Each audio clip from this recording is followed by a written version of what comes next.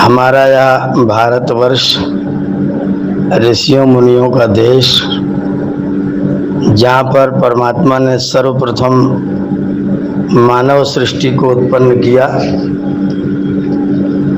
और उन मानवों में से 4 श्रेष्ठ मानवों को पवित्र वेद का ज्ञान प्रदान किया। उस वेद ज्ञान के आधार पर हमारे सहस्त्रशः ऋषियों मुनियों ने हजारों हजार ग्रंथ लिखे। आज भी विपुल काय वैदिक वाङ्मय आपको हमारे पुस्तकालयों में, हमारे गुरुकुलों में, हमारे विश्वविद्यालयों में और हमारे संस्थानों में आपको प्राप्त हो रहा है, होता है। महर्षि दयानंद सरस्वती के निर्देश में स्थापित आर्य समाज के विद्वानों ने विपुल काय वैदिक वाङ्मय का अनुवाद आर्य भाषा में प्रस्तुत कर दिया है, लोक भाषा में प्रस्तुत कर दिया है, जन भाषा में प्रस्तुत कर दिया है। आप वैदिक वाङ्मय यद्यपि वो वैदिकी भाषा में है और संस्कृत भाषा में है, पर आज उस ग्रंथ को आप अनेक विभिन्न भाषाओं में आप पढ़ सकते हैं। अपनी जन भाषा में, हिंदी भाषा में पढ़ सकते हैं। ब्रह्मा से लेकर जैमिनी पर्यंत 1 अरब 97 करोड़ वर्षों की अक्षुण्ण परंपरा, जिसको हम सनातन परंपरा कहते हैं, जिसको हम आर्य परंपरा कहते हैं, जिसको हम भारतीय संस्कृति और वैदिक संस्कृति के नाम से जानते हैं। किसी भी क्षेत्र में आप परीक्षा करें, ज्ञान विज्ञान का क्षेत्र हो, धर्म का क्षेत्र हो, सदाचार का क्षेत्र हो, नारी सम्मान का क्षेत्र हो, भाषा भूषा भाव का क्षेत्र हो, राजनीति का क्षेत्र हो, खगोल विज्ञान, जीव विज्ञान, जल विज्ञान, परमाणु विज्ञान, किसी भी क्षेत्र में, आयुर्विज्ञान, अन्य जितने भी क्षेत्र आप गिन सकते हैं, उन सभी क्षेत्रों में हमारे पवित्र मनीषियों ने, पवित्र विद्वानों ने, पवित्र चिंतकों ने अनेक महनीय ग्रंथ लिखे। उन ग्रंथों के आधार पर अनेक वीरता के सूत्र, अनेक रक्षा के सूत्र, अनेक संरक्षण के सूत्र आपको प्राप्त होते हैं। ब्राह्मणों ब्रह्मवर्चसी जायताम, हमारे राष्ट्र में ब्रह्मवर्चसी, ब्रह्म तेज वाले विद्वान ब्राह्मण हो, उदात्त चरित्र वाले, उदात्त पराक्रम वाले पवित्र क्षत्रिय हों, उनके श्रेष्ठ उदात्त वीर्यवान ब्रह्मचारी पुत्र हों, खूब दूध देने वाली गायें हों, सबके द्वारा पोषित, सुरक्षित, संरक्षित और सबको सत्य प्रेम का संदेश देने वाली नारियां हों। हम जब जब कामना करें तब तब हमारे बादल हमारे लिए वर्षा करें। हमारे यहाँ योग और क्षेम सब कुछ संरक्षित हो। ब्राह्मण स्वराष्ट्र में हो, द्विज ब्रह्म तेजधारी, क्षत्रिय महारथी हो, अरिदल विनाशकारी, होवें दुधारू गौवें, वृष अश्व आशवाही, आधार राष्ट्र की हो, नारी सुभग सदाही, जयशील सभ्य योद्धा यजमान पुत्र होवें, इच्छा अनुसार वर्षें पर्जन्य ताप धोवें, फल फूल से लदी हो औषध अमोघ सारी, हो योग क्षेमकारी स्वाधीनता हमारी। वेद के पवित्र सूत्र जो अर्चन ननु स्वराज्यम, अर्चन ननु स्वराज्यम, अपने राज्य की अर्चना करो, अपने राज्य की कल्पना करो। अस्माकम वीरा उत्तरे भवन्तु, अस्मा उदेवा अवता हवेशु, हमारे वीर सदैव विजयी होवें। सर्वत्र वीरता के सूत्र आपको वैदिक वाङ्मय में पदे पदे उपलब्ध होते हैं। प्रेम के सूत्र भी आपको वैदिक वाङ्मय में उपलब्ध होते हैं। न केवल मनुष्य बल्कि अन्य सभी प्राणियों के लिए मित्र से चक्षुषा सर्वाणि भूतानि समीक्षन्ताम, सभी प्राणियों के प्रति आप मित्र का भाव रखें। माता रुद्राणाम दुहिता वसूनाम स्वसादित्यानाम अमृतस्य नाभि। गौ माता को अमृत का नाभि कहा गया। मागा मनागाम अदितिम वधिष्ठ, या जो निष्पाप निष्कलंक मूक पशु हमारी गाय है, जो उसको हम माता के रूप में जानते और मानते हैं, हमारी उस माता का कोई वध न करे। और अथर्ववेद में तो बहुत ही उदात्त सिद्धांत व्यक्त कर दिया, यदि नो गाम हंसी यद्यश्वम यदि पुरुषम तंत्वा शीशेन विद्यामो यथा नोसो अवीरा। अगर तू मेरी गायों को मारेगा, अगर तू मेरे घोड़ों को मारेगा, अगर तू मेरे लोगों को मारेगा, तो हम तुझे शीशे की गोली से मारेंगे, तुझको समाप्त कर देंगे। न पश्चेत सूर्य मुत चरंतम, जो व्यक्ति कलंकी हो, जो व्यक्ति व्यभिचारी हो, जो व्यक्ति लंपट हो, जो व्यक्ति स्त्रियों के चरित्र के साथ खिलवाड़ करता हो, ऐसे व्यक्ति के वध का आदेश वेद ने दिया हुआ है। और इतनी जल्दी दिया हुआ है कि वह व्यक्ति अगले दिन का उगता हुआ सूरज न देखे, उसके साथ न्याय इतना तीव्र कोटि का होना चाहिए। यह वेद का संदेश। एक तरफ वेद जहाँ सब प्राणियों के प्रति प्रेम का, मित्रता का भाव करने की बात कर रहा है, यजमानस्य पशून पाहि, यजमान के पशुओं की रक्षा करने की बात कर रहा है, एक एक प्राणी को सुरक्षित और संरक्षित करने का बाकायदा वैदिक विधान कर रहा है, वहीं पर वेद दुष्ट व्यक्ति को, कुलघाती व्यक्ति को, स्त्रियों के चरित्र के साथ खिलवाड़ करने वाले व्यक्ति को, राष्ट्रद्रोही व्यक्ति को कठोरतम दंड देने का विधान करता है। और वह दंड विधान इतना तीव्र और तीक्ष्ण हो कि वह अगले दिन का सूरज न देखने पाए, ऐसा विधान भी वेद भगवान करते हैं। तो जो सत्य सनातन, जो हमारा वैदिक पवित्र धर्म है, इस धर्म के संदेश दोनों तरह के हैं। अगर कोई व्यक्ति दुष्टता करता है तो दुष्ट को दंडित किया जाना चाहिए, अगर कोई व्यक्ति सज्जनता करता है तो उसके योग और क्षेम की सुरक्षा होनी चाहिए। जब तक वैदिक परंपराएं ठीक ठीक चली, जब तक लोगों ने वेदों का अनुपालन किया, जब तक लोगों ने शास्त्र के मर्यादाओं को अपने जीवन का अंग बनाया, जैमिनी ऋषि पर्यंत, अर्थात आज से लगभग 3500 साल पहले तक यहाँ पर कोई संप्रदाय नहीं था, कोई मत नहीं था, कोई मजहब नहीं था, कोई फिरका नहीं था। सारी धरती पर एक ही मत था, एक ही विचार था, और वह वेदोक्त विचार था, वैदिक धर्म में प्रोक्त विचार था, सनातन विचार था।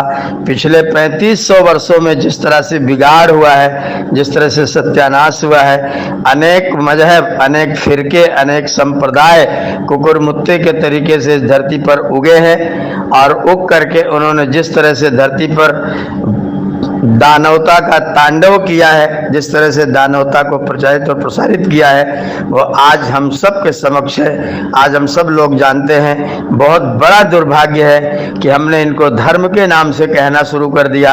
पता नहीं किन लोगों ने कब शुरू किया, जब इस्लाम कोई धर्म हो गया, जब ईसाइयत कोई धर्म हो गया, जब जैनिज्म कोई धर्म हो गया, जब बौद्धिज्म कोई धर्म हो गया। ये सब धर्म नहीं है, ये सब मत हैं, ये सब मजहब है, ये सब संप्रदाय हैं, ये सब विचार हैं। हम लोगों ने इनको धर्म के रूप में घोषित करके जो मानव जाति को सत्यानाश के मार्ग पर ढकेला है, उसका प्रत्यक्ष उदाहरण हम 1990 में कश्मीर में देख चुके हैं और 2024 में बांग्लादेश में आप सब, हम सब लोग देख रहे हैं। पूरी दुनिया देख रही है। आश्चर्य होता है कि जिन लोगों ने बांग्लादेश का निर्माण किया, मुजीबुर रहमान, जिनकी सहायता करके माननीय प्रधानमंत्री इंदिरा गांधी जी ने भारतीय सेना के वो भेज करके, सहयोग करके जिस बांग्लादेश का निर्माण किया था, आज बांग्लादेश के निर्माता उसी मुजीबुर रहमान की मूर्ति को लोग रस्सी से बांध करके, ढकेल करके नीचे गिरा रहे हैं। जो रविन्द्रनाथ टैगोर दुनिया भर को शांति का संदेश देने के लिए कुलगुरु, कवि गुरु, कवियों के गुरु घोषित थे, उन रविन्द्रनाथ टैगोर की मूर्ति सिर कटी, उनका सिर जमीन में पड़ा हुआ बिलख रहा है, रो रहा है, दुखी है, वेदना युक्त है। आज जिस तरह से सनातन का अपमान किया जा रहा है और जो दृष्टांत आपके समक्ष आ रहे हैं, जिस तरह से बहन बेटियों का हाल किया जा रहा है। बांग्लादेश में विरोध अगर आरक्षण का था, बांग्लादेश में विरोध अगर खालिदा बेगम का था, खालिदा जिया का था, तो हिंदुओं ने क्या बिगाड़ा था? हिंदुओं को टारगेट करके, हिंदुओं को समक्ष रख करके जिस तरह का कृत्य वहां के दरिंदे, दानव, राक्षस लोग कर रहे हैं, और ये अपने आप को धर्म कहते हैं, ये शांति और सद्भाव को अपने आप को धर्म बताते हैं। आज जो ये दरिंदे दरिंदगी कर रहे हैं वो हिंदुत्व के लिए नाम से कर रहे हैं, वो किसी जाति को ध्यान में नहीं दे रहे हैं। कौन जाति है, कौन बौद्ध है, कौन जैन है, कौन ब्राह्मण है, कौन ठाकुर है, नहीं देख रहे हैं। वो केवल हिंदू मात्र को काफिर मानकर उनके घरों को लूट रहे हैं। स्त्रियों के साथ में जबरदस्ती की जा रही है, बच्चों के साथ में दुर्व्यवहार किया जा रहा है, लोग मारे जा रहे हैं, कूटे जा रहे हैं। बांग्लादेश का हाल खराब है, घर जला दिया जा रहा है, लोगों को लोग फूंक दिए जा रहे हैं। आज जो दरिंदगी, जो दानवता का नंगा नाच आपके पड़ोस में बांग्लादेश में हो रहा है, हम सोच रहे हैं कि तो बांग्लादेश में हो रहा है, वहां तो आरक्षण का विरोध था, वहां तो सरकार का विरोध था। नहीं नहीं नहीं, आप भूल में हैं, आप भ्रम में हैं। ये विरोध किसी आरक्षण का नहीं है, ये विरोध किसी सरकार का नहीं है, ये विरोध किसी प्रधानमंत्री का नहीं है, ये विरोध हिंदुत्व का है, ये विरोध आपका है, ये विरोध सनातन का है। और निश्चित तौर पर पड़ोस की घटनाओं को देख करके अगर हमारा हिंदू समाज एकता के सूत्र में नहीं पिरोया जाता, अगर एकता में नहीं आता और अपनी सुरक्षा और संरक्षा का नैतिक उत्तरदायित्व स्वीकार नहीं करता, तो निश्चित तौर पर जो हालात आज आप बांग्लादेश में देख रहे हैं, कल वो भारत में नहीं होगा। इसके विषय में आप कदापि आश्वस्त नहीं रह सकते हैं। और अगर आप ये सोचते हैं कि तो बांग्लादेश का हाल है, भारत में ऐसा कभी नहीं होगा, तो फिर आप वो कबूतर हैं जो बिल्ली को देख करके अपनी आंखें बंद कर लेता है, वो सांप हैं जो अपना मुंह बिल में डाल लेने के बाद बाकी पीठ का ध्यान नहीं रखता है। ध्यान रखें, ये दानव लोग हैं, ये राक्षस लोग हैं, ये असुर हैं, ये पिशाच हैं, इनको मनुष्य कहना अपराध है। ये मानव नहीं है, ये आदमी है। इन आदमियों से आपको सावधान रहना पड़ेगा।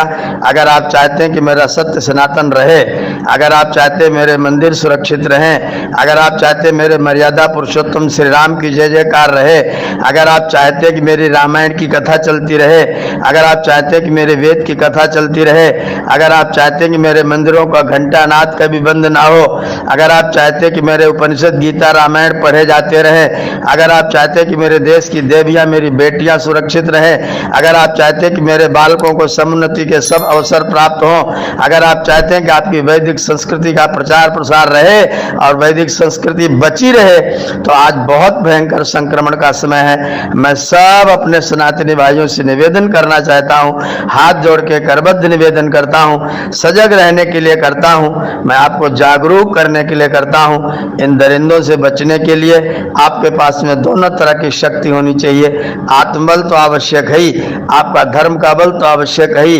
पूजा पाठ तो आप खूब करें, आप आरती गान तो खूब करें, आप यज्ञ तो खूब करें, लेकिन शस्त्रेण रक्षिते राष्ट्रे शास्त्र चर्चा प्रवर्तते। शस्त्र के द्वारा रक्षित राष्ट्र में ही शास्त्र की चर्चा प्रवृत्त होती है। जहां पर शस्त्र समृद्ध नहीं होता है, वहां पर शास्त्र दब जाता है, कुचला जाता है। याद रखिएगा, हमने बहुत सुना है, सत्य विजयी होता है, सत्य की सर्वदा जय होती है, धर्म की सर्वदा जय होती है। धर्म की जय, सत्य की जय होती है, लेकिन होती नहीं, आपको करानी पड़ती है। आप सब प्रबुद्ध लोग हैं, सब ज्ञानी लोग हैं, सब विचारशील लोग हैं। महाभारत की कहानी आपने खूब सुनी है, खूब देखी है। युधिष्ठिर धर्म के मार्ग पर थे, पांचों भाई धर्म के मार्ग पर रहे, इनके साथ वाले लोग धर्म के मार्ग पर थे। लेकिन आप कल्पना करें, जरा छाती पर हाथ रख करके विचार करें, अगर भगवान श्री कृष्ण पांडवों के साथ में सारथी बन करके न बैठे होते तो क्या धर्म रहता, तो क्या धर्म विजयी होता? निश्चित तौर पर क्रूर शक्तियां विजयी होती, कौरवी सेना विजयी होती। इसलिए मित्रों, मेरा हाथ जोड़ के निवेदन है, धर्म को विजयी आपको बनाना है। धर्मो रक्षति किंतु रक्षिता धर्म रक्षति। धर्म आपकी रक्षा करता है, लेकिन तभी करता है जब आप उस धर्म की रक्षा करते हैं। धर्म एव हतो हन्ति, धर्मो रक्षति रक्षिता। जो व्यक्ति धर्म की रक्षा करता है, धर्म उसी की रक्षा करता है। आप अपने धर्म की सुरक्षा के लिए शास्त्र खूब प्रयोग करें, शास्त्र खूब पढ़ें, खूब कथा श्रवण, सत्संग, भक्ति, जप, पूजा पाठ सब कुछ करें। आत्मबल को अपने समृद्ध रखें, प्रवृद्ध रखें, लेकिन साथ में ही अपने बालकों को जो आज मोबाइल में डूब रहे हैं, अपने बालकों को जो आज तंबाकू के नशे में डूब रहे हैं, आपके बालक जो मोबाइलों में चक्कर काट रहे हैं, जो अपनी नौकरियों का चक्कर काट रहे हैं, जो अपना कैरियर बनाने की बात कर रहे हैं, मैं आपको बताना चाहता हूं, ना तो आपका कैरियर रहेगा, ना तो आपकी नौकरियां रहेंगी, ना आपके मल्टी स्पेशलिटी हॉस्पिटल रहेंगे, ना आपकी बड़े बड़े मॉल्स रहेंगे, ना आपकी बड़ी बड़ी दुकानें रहेंगी, ना आपके बड़े बड़े मकान रहेंगे। ये सब के सब कल आपके नहीं रहेंगे। इसलिए आपको बहुत सावधान होने की आवश्यकता है। अपनी रक्षा करने के लिए आपको सन्नद्ध रहना चाहिए। मेरा निवेदन है, गांव-गांव में आर्यवीर दल की स्थापना करिए, गांव-गांव में आर्यवीरों का प्रशिक्षण कराइए, गांव-गांव में अपने बच्चों को सब तरह से सन्नद्ध रखिए, उनके आत्मबल को बढ़ाने की चेष्टा करिए, उनके विचारों में बचाव वाला मामला न रखें। ये विचार रखें कि आपको सावधान रह करके न केवल बचाव करना है बल्कि प्रहार भी करना है। केवल बचाव आपको बचा नहीं पाएगा। अगर आप दिल से कमजोर हैं, अगर आप मजबूत हैं, अगर आपको सेकुलरिज्म का कीड़ा काट रहा है, अगर आप भाईचारा सोचते हैं, अगर आप गंगा जमुनी तहजीब के चक्कर में हैं, तो आपकी गंगा जमुनी, आपका सेक्युलर, आपका भाईचारा, ये सब का सब कल समाप्त होने वाला है। बहुत सावधान होने का समय है। यह संक्रमण का काल है।